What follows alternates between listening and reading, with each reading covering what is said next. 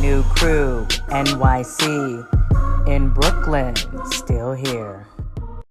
What up, what up, what up? Welcome to episode 12 of The CREW. It's your girl, Josina Anderson, host of the show. And today we've got another special VIP on the show. It is Titans safety, two-time Pro Bowler, Kevin Byard in the building. And we also got ESPN reporter Turron Davenport to join us in that discussion. And before we get started, I always like to let you know where you can find us. Make sure that you download the Audacy app to find our podcast or wherever you get your pods. Or if you like to watch on YouTube, go to www.thecrewnyc.com. That URL will take you there. But for no more waiting going on right here, we're going to bring on the boys for a crew call.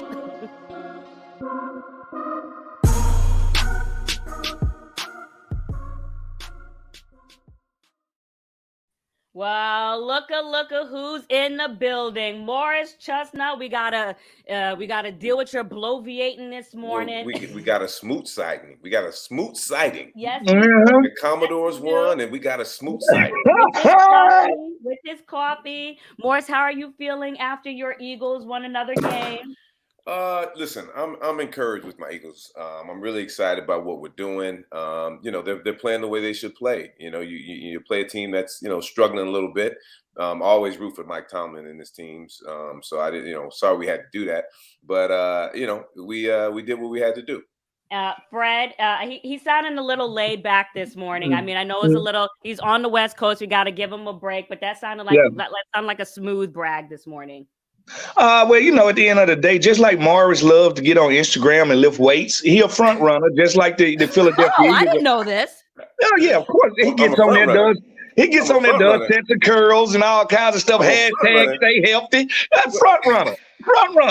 Oh, okay. Did I miss this? Because all this time he's been telling us he'd be in the gym popping up hoops, and I just got back from him making that one bucket. Shake. I just got back from the gym. He drinking that milk of magnesia, that milk of the poppy. So you claim. I hope you didn't pull your hamstring. Let's go on the crew headlines.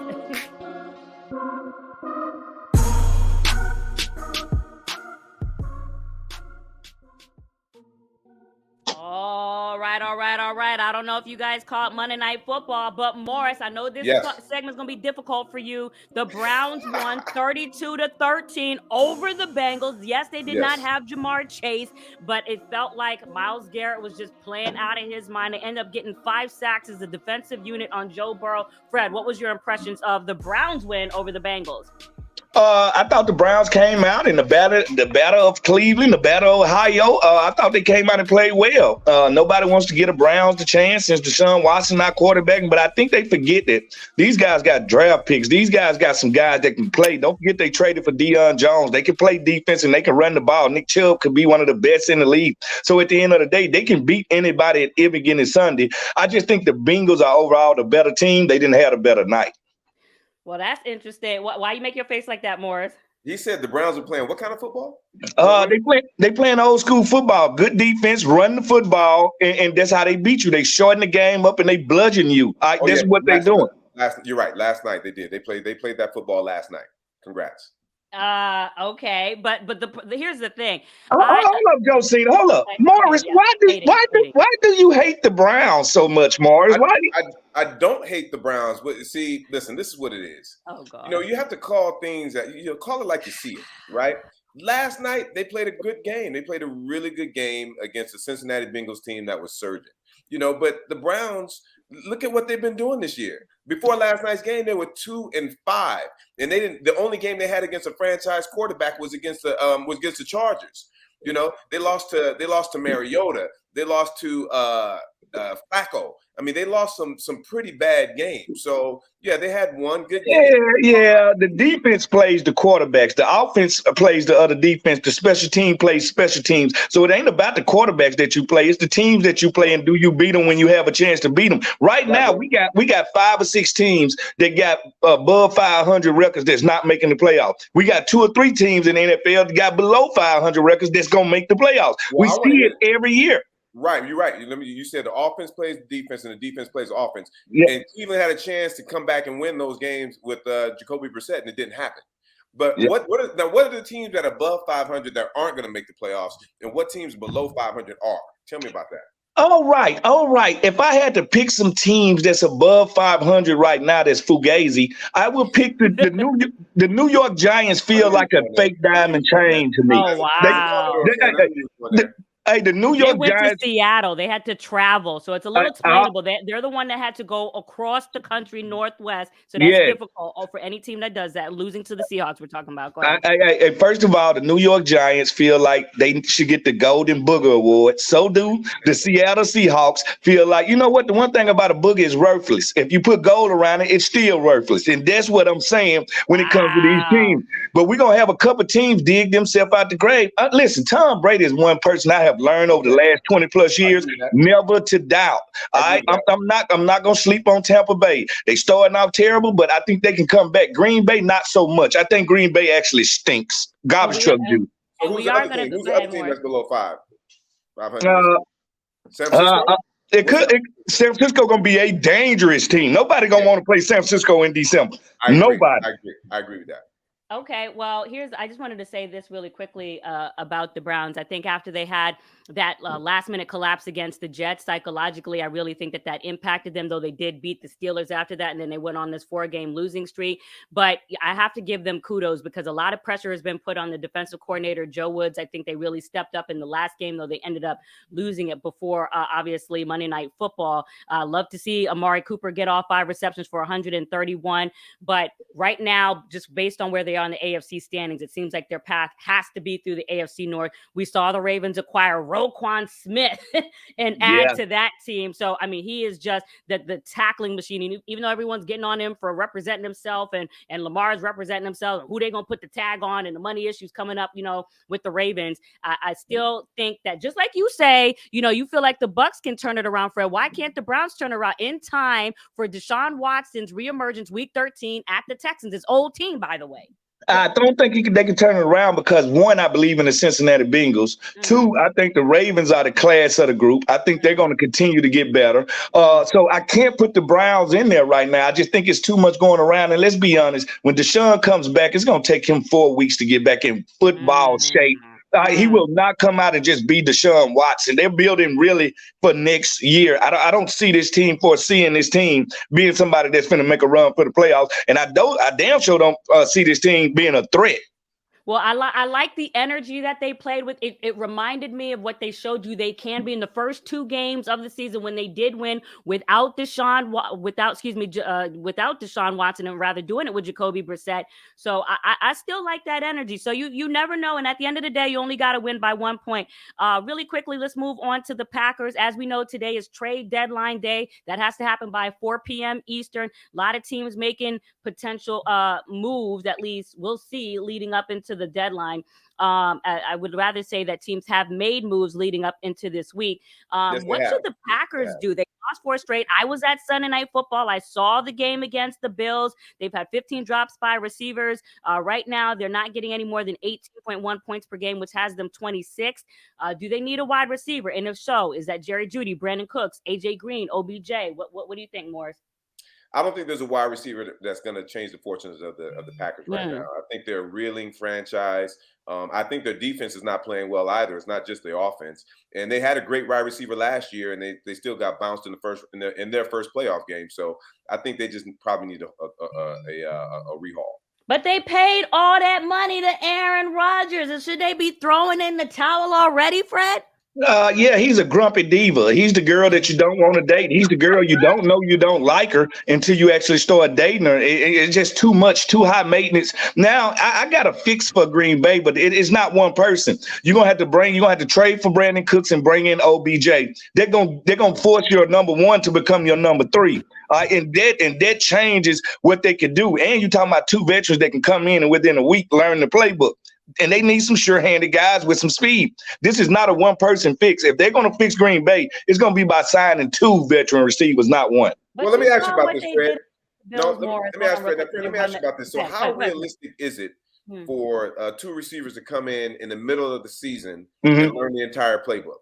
It's very realistic from a guy like Brandon Cooks who's learned 8 playbooks since he's been in the league. It's realistic for OBJ, who's a veteran who can sit down and you just give it to me for 15 minutes and I can be wherever you need me to be. It's realistic for them, but it's not realistic for Jerry Jeudy, a guy that's second year in the league. I can't trade for him because he won't be ready for weeks. But these veterans, they are plug and play. And I think if you get Aaron Rodgers some sure-handed receivers like these two guys and a guy like OBJ who's going to might not demand a double team now, but his presence alone will open up some passing lanes. Yeah, but I still like what I saw from their offense. So they did not end up ultimately beating the Bills when they ran the ball. I mean, they stink. I mean, they still got 143. Yeah, and I still got no gray hairs, but they ain't giving me no award. At the end of the day, Green Bay stinks, and it's about time that they stink. Because guess what? The most overrated franchise of all time is the Green Bay Packers. I'm just gonna be honest with you. Lord. 40 years of quarterback, and guess what? We've been on this blue planet of ours for a long time, and we have never found 32 guys that can play quarterback in the same year. They do have injuries, though. Christian Watson, Randall Cobb, Alan Lazard. I'm not saying those are the top everybody got echelon. injured.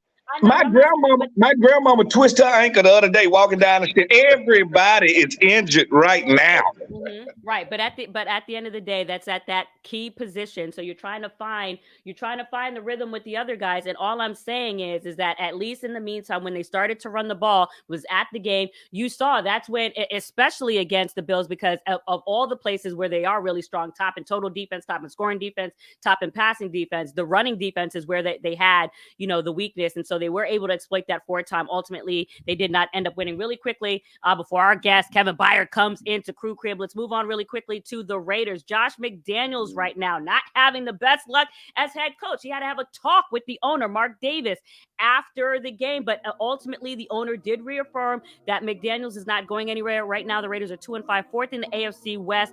Are you concerned, Morris, about the Raiders? And does Josh McDaniels just have bad luck as head coach? I'm concerned about the Raiders, but I don't know if it's bad luck on Josh McDaniels' part. I'm wondering what type of a coach he is, what type of a head coach. He seems to do well as an offensive coordinator, but when it comes to the head coaching position, he seems to struggle a little bit. I mean, this Raiders team, the interim coach last year had them balling out. They came on towards the end and they made the playoffs. Mm-hmm. Now you have all that talent. You added Devontae Adams, and then you're struggling on offense. I don't know. I have to question Josh McDaniels. Well, see, that's just like Morris not to look at the whole picture. He plays in pictures, but he won't look at the big picture. Here go the big picture. Darren Waller hasn't played all year. That's just a security blanket for Derek Carr. Did you say your grandma was injured? Your grandma was injured too, right? Yes, my grandma twisted her ankle. But injuries are part of the game, Fred. You just said that. It is, but I'm giving you the whole story. Okay, not only did they lose one of their best, if not their best player on offense, they learning a new offense. They learning a new coach. A lot's going on right in Las Vegas. And let's not forget, they're playing in the second hardest division in football because the NFC East is the first. No, I can't, Fred. I can't go with you on that. First of all, don't the Giants are the Giants learning a new system? Do the Giants have receivers out? And I can't give you. And they're playing in a very tough division. They just lost to the Saints.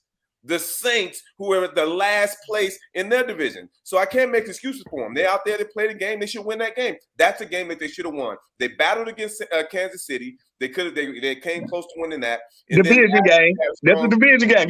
Division games are unlike any other games. It don't matter what your record is. It don't matter what anything is. When you play division game, these teams are very acute and very in sync with what the other team does. So it does. I never judge a team by what happens in the division game. All I'm saying is the talent is there in Las Vegas. It's just it takes patience, man. Like everybody wants their team to flip over every year right now. What if you're a Los Angeles Charger fan right now? Y'all was set up to win the Super Bowl this year, and y'all ain't did nothing. I agree. They're underachieving. Some players and teams are overachieving. Some things are underachieving. Look at Geno Smith. He's overachieving right now. The Giants, they're overachieving right now.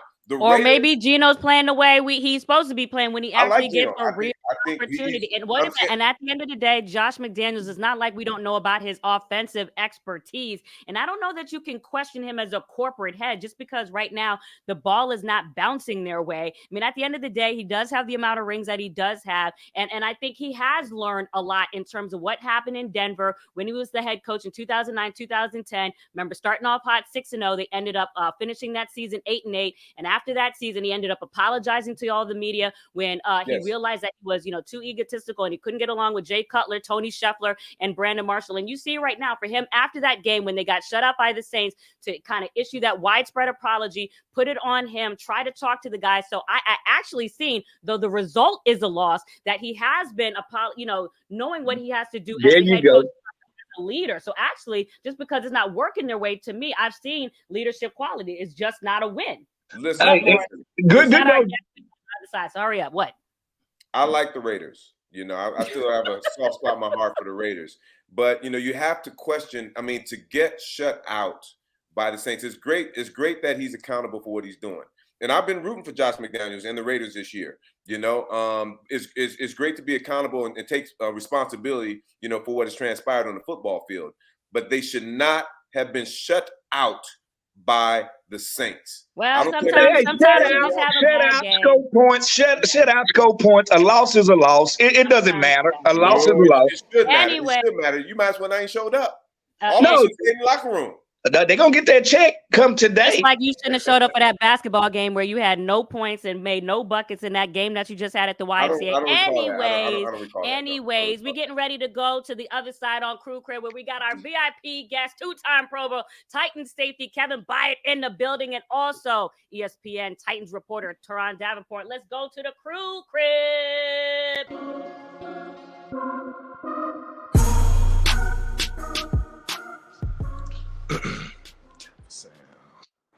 All right. Look who we have in the building. Big Kevin Byard, what's going on?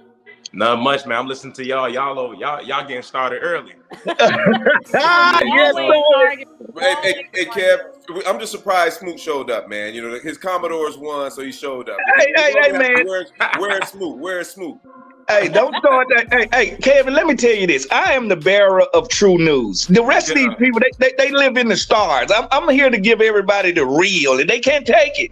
All right, let's also say hello real quickly to the Commodores. Oh, I'm sorry. That's not the name? They're not the No, that ain't our name. Hey, Birdman told you. Birdman told you. Put some respect on our name.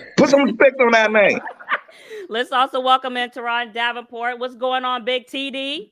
What's up? So everybody. Hey, Smoot, much respect, man. At the Commanders game, I looked down, I'm in the press box. I look down and I see you in the crowd mixing it up with the fans. That's what's up, man. That's how you do it.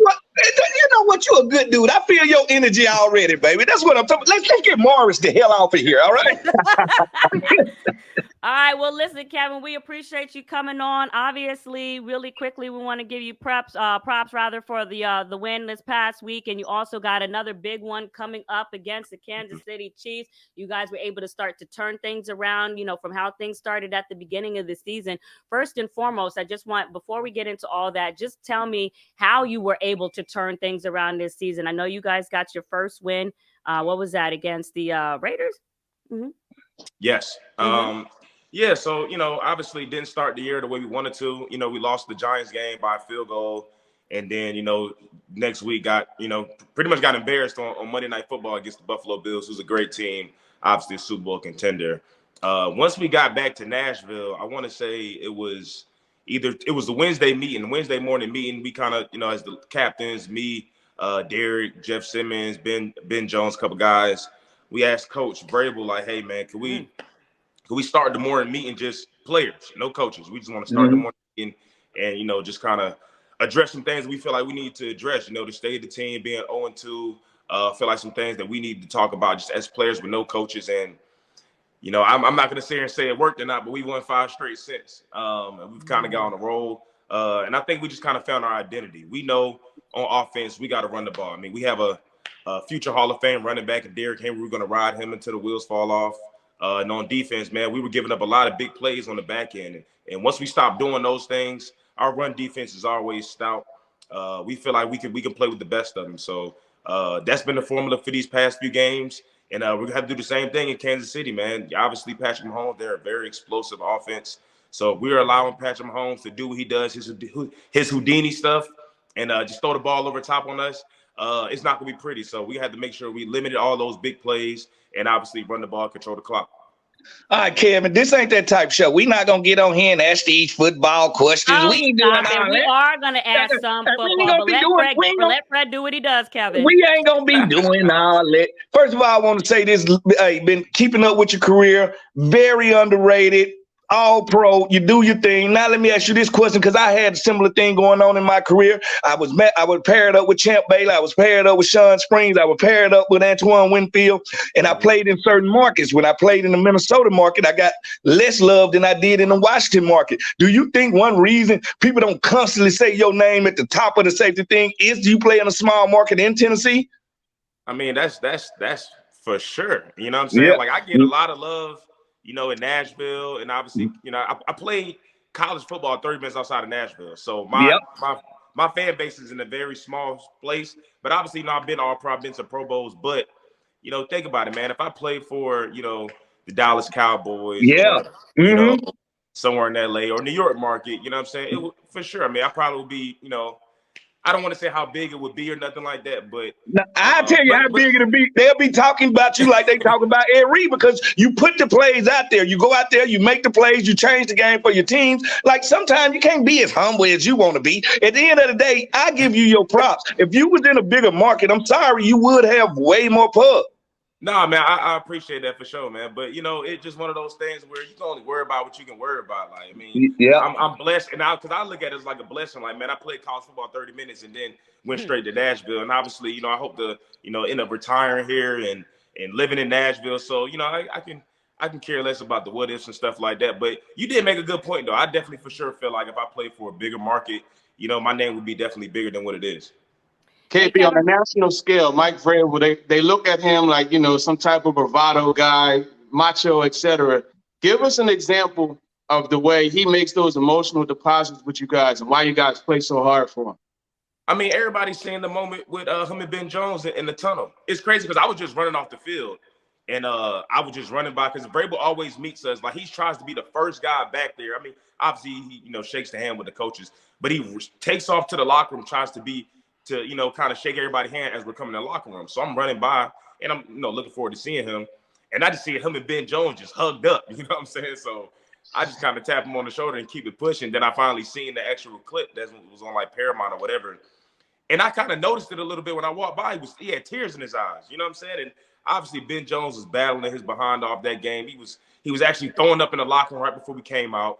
He was cramping up on the field, had a knee injury and all type of stuff. And he finished the game and battled his behind off. But man, Vrabel, he's a player's dude. You know what I'm saying? He played 14 years in the league. So it's very easy to buy into everything he's saying. He develops relationships with everybody on the team, as many players as he can for sure. But you know, he's in the lunchroom, you know, sitting down at the table with us, eating breakfast and stuff like that. Like, you don't get that in a lot of places, man. I done had a lot of players that come on this team from other places, and they was like, y'all head coach actually comes in here and sits with y'all. Like, when Kenny Vaccaro was on the team, he said he never just had a full conversation with Sean Payton. And I ain't no knock on Sean Payton, nothing like that. But he just said, like, bro, I never really the only time I ever had to talk with him is when, you know, they didn't re-sign me. You know what I'm saying? Yeah, when you get in trouble or something. Yeah, exactly. You know what I'm saying? But he builds a relationship with all his players, and we appreciate it.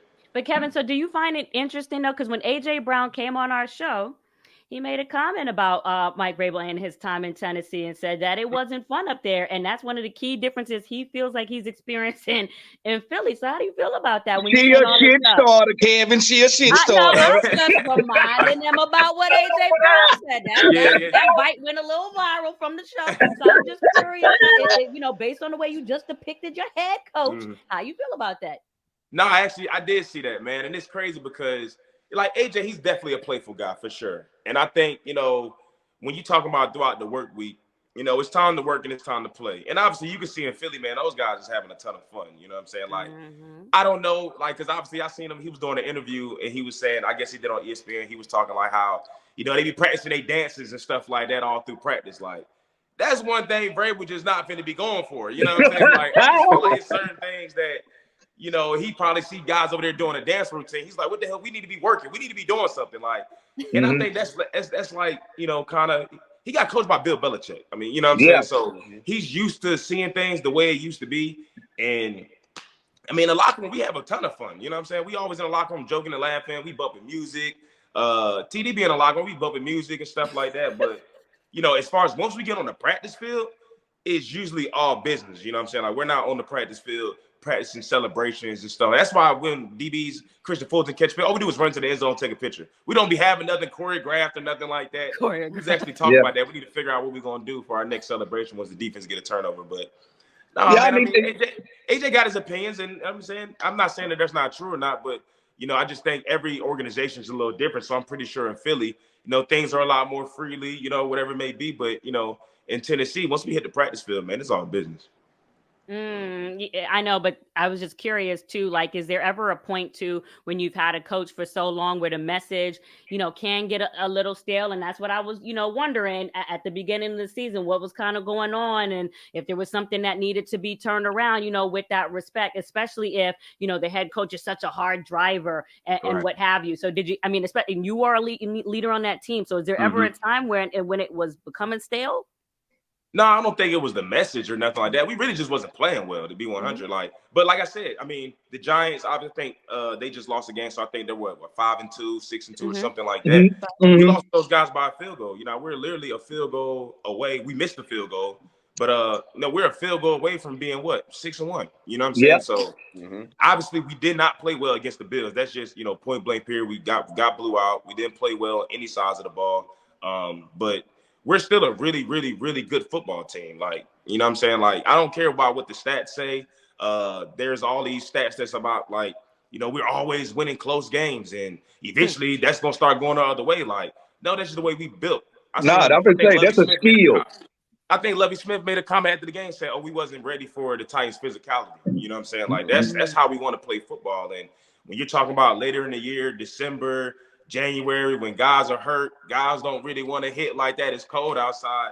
Those type of stuff win games later in the year, and I think that's why we're starting to get on the road. So, but I don't think his message gets stale. I think he does actually pretty good job of keeping us locked in on the task at hand. So, I mean, like I said, I personally feel like, man, we're literally a field goal away from being 6-1 and probably going to this game trying to be the number 1 seed. So, hey, we've been winning. So, if it ain't broke, don't fix it. Yeah. So you guys have your quarterback Malik Willis. He's young, got a lot of raw talent. I'm rooting for the brother. Do you feel extra pressure on the defense since he's so inexperienced going into a big game like this, or is the old boy coming back? I mean, I don't know. We'll see. I ain't about to be out here breaking no injury news or nothing like that. But, Malik is young, man. I think he still needs a little bit more time to develop. He's still coming from college. Liberty University, obviously, that's a really good school, but, they're just used to spread offenses. It's different in the NFL, you know what I'm saying? So, but obviously he's our scout team quarterback. I mean, he has a rocket arm. He's very accurate. And he's a real cool dude. Like, if you ever meet with him, man, he's super humble. Because he's the type of guy that you would want to end up leading your organization for sure. But yeah, I mean, I wouldn't say it puts more pressure on us as a defense, because I feel like, pressure just means you only feel pressure when you're not prepared. We go into the games, like, we meet as a defense, like, hey, this is what's about to be. Our, Ryan Tannehill's out, Malik's gonna be starting. We got to make sure that we hold up our end of the bargain. You know what I'm saying? Like, I mean, but at the end of the day, we was able to run the ball with Derek. But, as a defense, man, we confident every single game. I don't care who's the quarterback, honestly. We look at it like, shoot, if our offense scores 7 points, we should win the game. You know what I'm saying? Like, we're in the locker room pissed off because we didn't win the game, or we didn't make enough plays to stop those guys. So that's just kind of how we vibe as a defense. Even obviously we won the game, but we was upset that we gave up the touchdown at the end of the game in garbage time. You know what I'm saying? Like, I gave up a big play. Brandon Cooks made a great catch, but I'm upset about that. Like, I'm trying to celebrate the win, but deep down in my mind, I'm in the locker room. I'm kind of pissed off about we gave up a touchdown at the end of the game. I mean, we was going to end the game with their quarterback only having 60-some passing yards. They end up with like 118 or something like that. Like, that's what I was kind of upset about that. But obviously, I celebrated the win with the guys, and Malik got his first win as an NFL star, and obviously Derek is breaking all type of records and stuff like that. So, but yeah, as a defense, man, we're just confident. Hey, you know what? Usually when you start out talking about great players in the NFL, you got to bring up a Mississippi State Bulldog, and that Jeffrey Simmons. That Jeffrey Simmons, no, he comes off of that ball. He's another guy that I feel like doesn't get all his prop. But let me ask you this. You say you was 30 minutes away, so you've been in Tennessee a long time. If I wanted to move to Nashville, what would be your selling points to get me to Nashville? Because I sell the DMV all the time. I love Washington, D.C. Yeah. I ain't never leaving. I done played too many taxes. I ain't going nowhere. Now, what's the good part beside the Country Music Awards when it comes to Nashville? So I'm gonna keep it real. Like, I'm not even really into country music. You know what I'm saying? So that's that. I wouldn't be selling country music. I don't really go on Broadway or nothing like that. Obviously, that's something that tourists do. It's a pretty cool deal. Bachelorette parties every single day of the week. But to be real, like I said, I was in Murfreesboro, which is 30 minutes away. I've been there since 2011. I got there in 2011. And obviously it's 2022 now. I've seen the growth of this city go like bananas. You know what I'm saying? And so we're literally at the cusp of this city about to become, like, I personally feel like in the next 5 to years, this is going to be like Atlanta. It's going to be a big time city. I mean, it's already super crowded. I mean, you got all these different luxury markets coming there. The Four Seasons, Rich, they building up hotels, condos. I feel like you see a growth of a city when you start to see Ferrari dealerships and Lambo dealerships coming out here. So the money's here. You know what I'm saying? And I mean, well, we don't know nothing about no Lambo dealerships here. The restaurant scene is crazy. Like, man, it's a beautiful city. And obviously, I mean, it's Tennessee. You don't have, you're not dealing with, I mean, obviously Florida is a whole nother deal, but you ain't got to worry about, hurricanes or nothing like that. You get a great fall. Obviously, it's fall time right now. It's beautiful outside, beautiful sunsets. And it's just, it's kind of slowed down. It's not like I said, it's not like the DMV. You're not worried about, I can still get the work in the morning in a reasonable time. I don't got to be waking up 5 in the morning to try to beat out traffic and stuff like that. So it's still one of those cool cities, man. So like I said, honestly, man, when I'm done playing, I'm probably going to end up, I'm probably going to be out here, man. I'm probably going to be living out here in Nashville. It's a great city. And you honestly see a lot of retired players end up moving out here to Nashville. A lot of them. People that didn't even play here. They live out here. I think Jared Allen has a house out here. People that played for a team for 8-9 years and played their last year in Nashville, they end up staying out here. People love it. You know what I'm saying? It's cool, man. It's Southern living, man. Everybody's nice to you. You ain't got to worry about them rude folks up in the DMV area. Well, TD knows about one every week, and his name is Fred Smoot. Whatever. Hey, stop all that hate. And it's tax-free, ain't it? It's Tennessee is tax-free, so that's it. Hey, and TD lives I forgot there to bring too. that one up. Yeah, what? Yeah, the tax-free part, and obviously he knows about cars because he just got his new little bright blue. What is it? A Camaro? What was the Dukes of Hazzard blue car? What you get, TD? Hey, stop that hating. It's it's a Pepsi blue Camaro. Had to treat myself. I signed a contract in July, so I said, I'm gonna treat myself. Hey, Turron, no, you did. You know what? I said it's 2 cars that drove by nothing but pricks. There's Ford Mustangs and Camaros. How did you get the car of the prick? Hey, look, man, that stereotype stops with me, man. I'm definitely not a prick, so it stops there.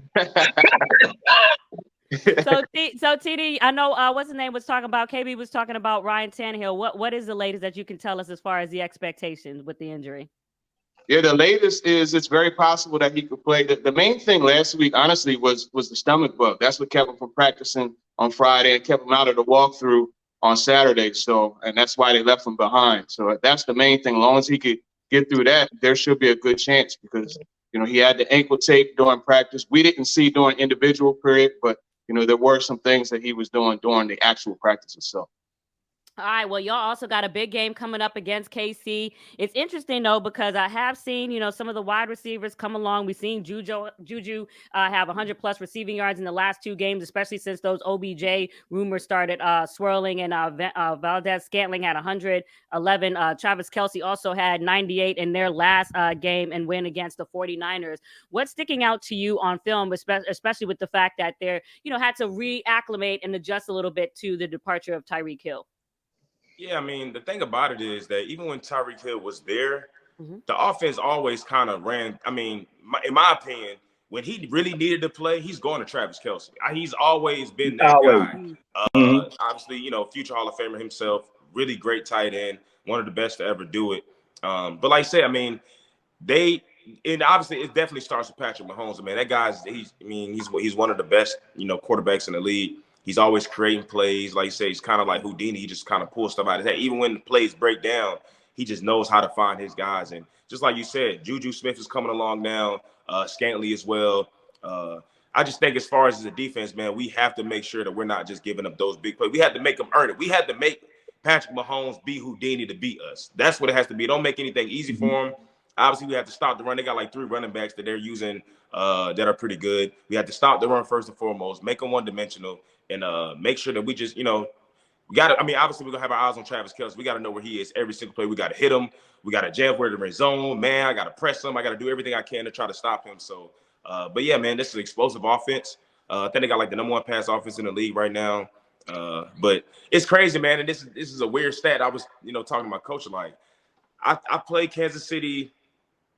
My rookie year, we beat them my rookie year, beat them in the playoffs 2017. So in the regular season, we beat them, but they obviously beat us when it counted. They beat us in the AFC Championship game, which is crazy. Yeah. So hopefully we can continue that success we had, in the regular season with those guys. But man, this game Sunday night is going to be electric, man. Kansas City, the games I played in Kansas City, those are probably the loudest games I've ever been a part of.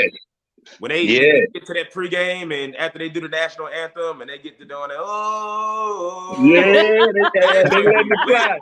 Yeah. I remember my rookie year when that happened, boy, it was so cold out there. I thought I was in a movie. It was like, yo, that was one of those welcome to the NFL moments. Like, bro, I'm in the lead. This joint is crazy. Like, yes. So, but this game gonna be electric, man. It should be a great environment, man. Hopefully we can pull out the dub. And that's not trying to figure out what is really going to be different because, Kevin, there are a lot of times when this team has finished strong in the regular season, obviously hasn't gone the way you guys wanted it to in the postseason. So especially with everybody looking in prime time, what is going to be different, or what do you feel like some signs that you have seen that let you know potentially, it will have a result different from what you've experienced in the postseason before, and maybe even show in this game on Sunday night? I don't know, man. I just think every year is different. Every game is different. Obviously last year, we was #1 seed. We really felt like we was going to win the Super Bowl. You know what I'm saying? Like we was making plans, not necessarily making plans, but we always have our little rookie dinners and stuff like that. We like, hey man, we just gonna have a rookie dinner in LA. We gonna play that in LA because we're gonna be in the Super Bowl. Like we really thought that was the year. And obviously we had some shuffling with the roster. Obviously AJ's in Philly now. And it's just every year is different. Obviously we're not having the passing numbers that we used to have, but we're still winning games. We're just finding ways to win. You know what I'm saying? Like that's the bottom line. Like I don't know what's going to happen this week, but we kind of know our formula. We know we got to run the ball. We know we got to be good on defense, and that's kind of how I just feel. Like I'm not gonna sit here and say, hey man, we have this guy and we have that guy, and we're our numbers. Look at the stats and the analytics and all that stuff. No, we're just literally just finding ways to win. You know what I'm saying? Like that's just the bottom line. We're going to go into this game confident, feel like we're going to win the game. And we're just going to, roll it out there. You know what I'm saying? Like nobody in the whole entire country thought that we was going to beat them last year. I think it was like 27-3. You know what I'm saying? Like, so, who knows what's going to happen on Sunday night. But, hopefully it ends with us winning the ball game. I don't care what the play. I don't care if it's 6-3. You know what I'm saying? Like, we just got to go out there and win the game. Like, we don't count stats, man. We count W's and L's. Like, at the end of the day, when people look at, my career at the end, how many games did you win? They don't be caring about what was the pass defense stats like? No, who won or lost the game? You know what I'm saying? Like as a retiree. As a retiree, you're right. You're correct. They don't care about how many interceptions you have. They don't care about nothing. Anytime I get around the old heads, I was around Art Monk, Ricky Clark, all the guys from the past last week, and all they ever did to me was show me that ring.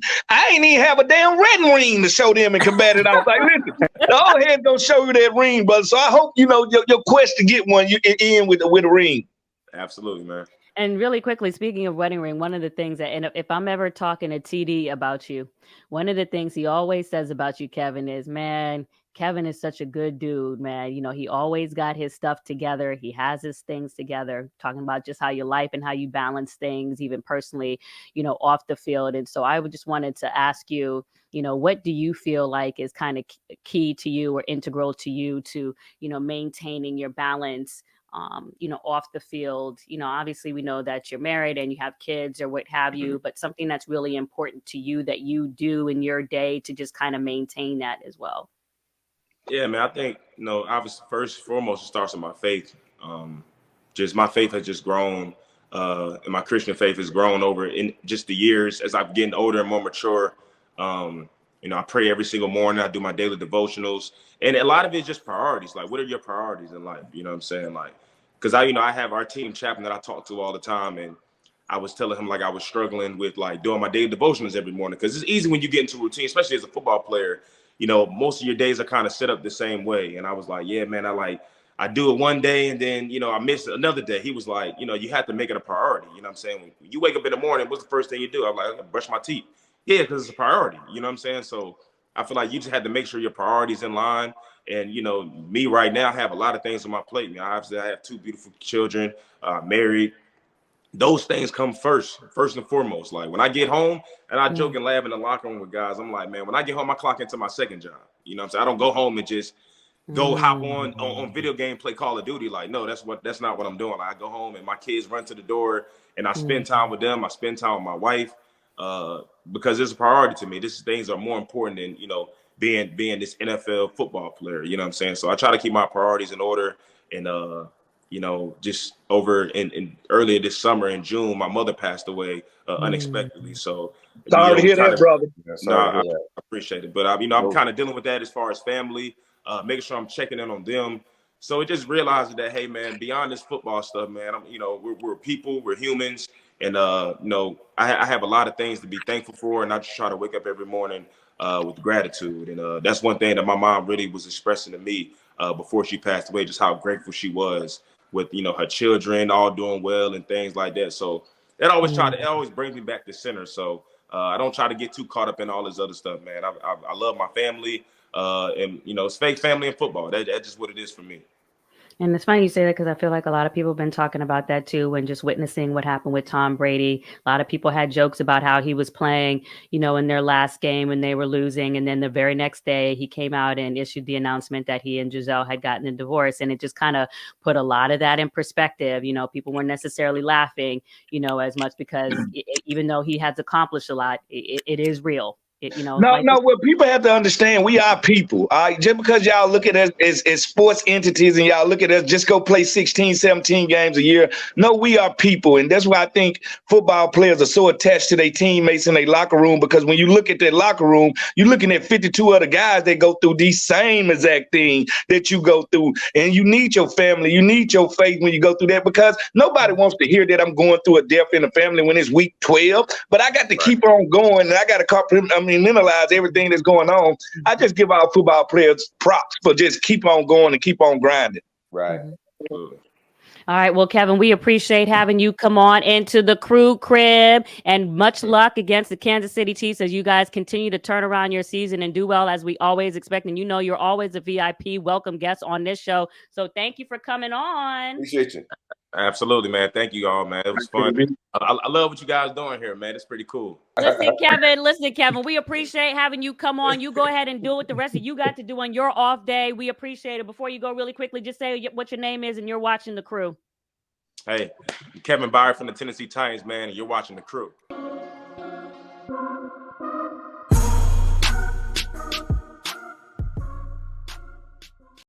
All right. We are moving on to the final takes. Before we do that, really quickly, I just want to say we are sorry to hear the news of Takeoff and Amigos passing away last night. Very sad to wake up to that.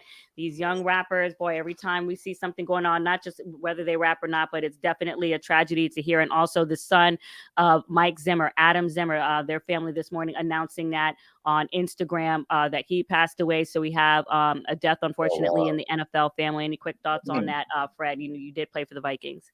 Prayers go out to anybody dealing with death. And when you're dealing with the rappers today, that's a dangerous profession. It's dangerous going to the military right now. I would just say to these kids that you're not learn from Tupac and Biggie. At the end of the day, you are an entertainer. Go entertain, but the violence has to stop. Yeah. All right.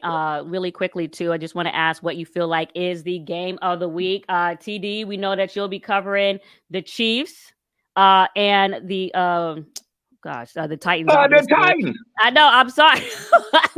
I'm still. My brain just got a little bit of a brain fart there. And obviously, I've got Monday Night Football in terms of the Ravens and the Saints. Morris, who are your Eagles playing? The Eagles. We have Thursday Night Football, to where we play the Houston Texans. Oh, okay. So that should be a definite win. Are y'all moving on to what, 9-0? Ain't no definite wins. You never know. A lot of people thought Cincinnati was going to win last night. It's going to be a tough game. We just have to go out there and play our best. Fred, what's the game of the week? Who are the Commanders playing? Who are we playing? Hell, I forgot. Oh, see, now you don't get on me for forgetting. Now you don't even know what the hell you. The Commodores play the Vikings.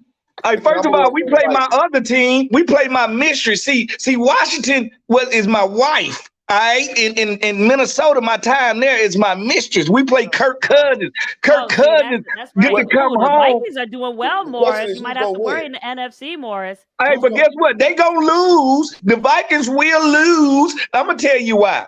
Kirk Cousins is a front runner similar to Morris Chestnut. His name is Kirk Chestnut. And the thing about it is, we will win that game. I'm just sorry. We match up well against them. And nobody's hit Minnesota in the mouth. And that's what you got to do. You got to hit Minnesota in the mouth. I thought is Minnesota. The Eagles did. Are they undefeated? Eagles hit them in the mouth. Thank you, TD. Thank you. Hey, but Morris, let's be honest. Let's be honest, Morris. Let's be honest, Morris. You don't think y'all going undefeated, do you? No, I don't. All right. Just to get that correct. Again? Oh, they're gonna lose like 3 games, 4 games. They will lose. I'll tell you this: we know the Commodores aren't going undefeated. Yes, we will. Listen, man, divisional games are coming against. Hey, the divisional games are dangerous. Divisional games are dangerous. It's like fighting your little brother. Your little brother know your moves. We have games against the Giants, the Cowboys, and of course the Titans. We play the Titans. It's gonna be tough. The Commanders. Mm-hmm. The who?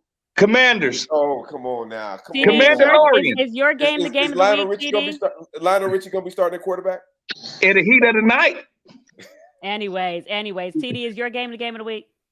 I would say so, because it's a matchup of 2 of the top teams in the AFC. It's primetime football too. And it's 2 different styles. That's what I like. And I feel styles make fights, and the Titans are that type of team that punch you in the mouth immediately and then jump on you. I could see them winning that game just on the strength of Derrick Henry, because he's back to running the way that he's been. And that offensive line is doing what they have to do, reestablishing that line of scrimmage. So I would say. One thing I know I'm looking for in your game is just to kind of see how the offense plays, because especially as we move, we're going to get past the trade deadline today, but as we move towards the OBJ sweepstakes and what decision he ends up making, is it this year, is it next year, should it be the Bills, should it be the Titans, should it be the Cowboys, or what have you. I would love to see how this offense performs and if they're really in need. I've been hearing some things about Valdez-Scantling going on behind the scenes, but then he did come up with a big 111 receiving yard game against the 49ers, and whether he would slot in there better or along with Stephon Diggs, in that team, or with the Cowboys, so that's kind of also what I want to analyze it for. What was you about to say, Brad? Well, remember the Chiefs, they traded for Kadarius Toney, and that's a conditional pick. I think it could go up to a 3rd-round pick or something along those lines. And Toney, when healthy, he's a young playmaker, but everybody forgets about my man Sky Moore. He's out of Western Michigan. That dude, I was telling the Titans DBs, he'll undress you at the line of scrimmage. You come up and try to jam him. So I'm going to see what happens there. Yeah. All right, well, we appreciate y'all listening to the show. Morris, we know you got to go. Is there anything you want to say on your way out? No, I think I'm looking forward to seeing the Chiefs game, and I think I'm going to specifically watch the Commodores play this week, because I have to come back. Listen, and we need to take a picture of Fred, because if they lose, we're not going to be able to find him next week. So check this out. Down and remember it. Hey, you know what? I'm going to start a charity this week. I'm starting a charity, and we taking chest hairs, armpit hairs. We're going to make sure Morris get a head full of hair before this season over with, all right? All right. Well, listen, we definitely appreciate everybody. Come on, and especially Kevin Byard, our MVP guest in the crew crib, and also UTD for coming on. I know you've been driving around Tennessee showing off that blue Camaro, whatever the heck it is. Rolling the whip. You are not a prick. You enjoy your car. You do you. So for Morris Chestnut, Fred Smoot, and TD, I'm Josina Anderson, and we are out. Peace.